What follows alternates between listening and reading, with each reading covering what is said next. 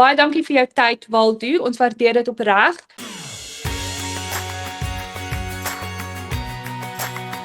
Dankie. Ja, ons boer hierso in die Oos-Kaap in Boknes.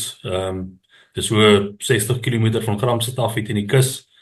Ons het so 2 jaar terug ons Maras toet geregistreer.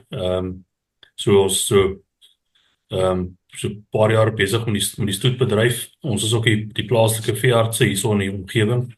So ons kom tussen 'n klomp beeste elke dag en elke jaar. So ja, ons het maar liefde vir die Bonsmaras en dis waar ons in die Bonsmaras gekom het.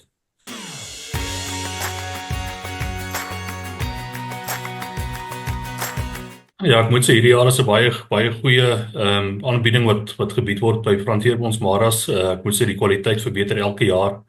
Die eenvormigheid is ongelooflik.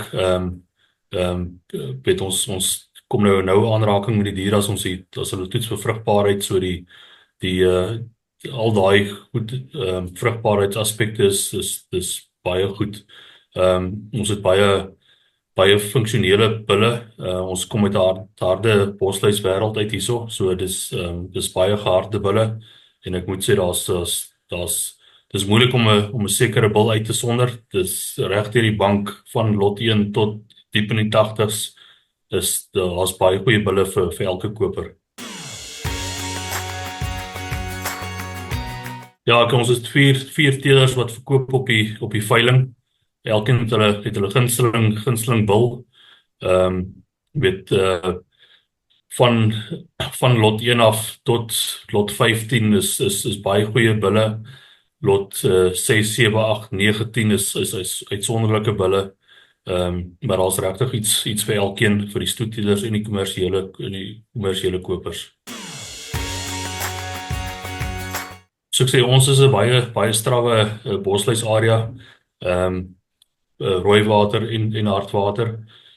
Die Bonsmaras doen regtig baie goed. Hulle het goeie onderhuidse bespiering om ontslae te raak van parasiete. Gladde haar maak ook 'n baie groot voordeel. Hulle is aangepas by ons omgewing.